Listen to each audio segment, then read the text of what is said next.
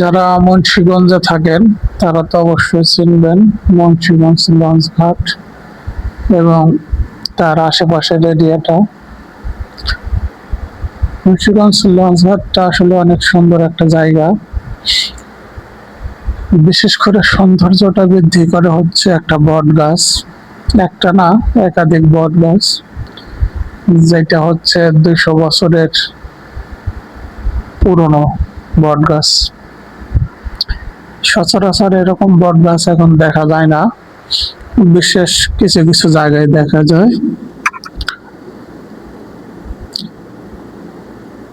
একদিন বিকেল বেলা আশেপাশের এলাকাগুলো ঘুরে দেখলাম, পাশাপাশি কিছু ক্যাপচার করলাম ক্যামেরায় আপনাদেরকে দেখানোর জন্য। আশা করি ভালোই লাগবে জায়গাটা। যারা বিকালবেলা সময় কাটাতে চান তারা এই দিকটাতে আসতে পারেন। প্রাকৃতিক একটা পরিবেশ, নদীর হাওয়া, নদীর জল, মুক্ত বাতাস, বিশুদ্ধ বাতাস, দুধের চা, মানুষের সমাগম, কি নাই এখানে।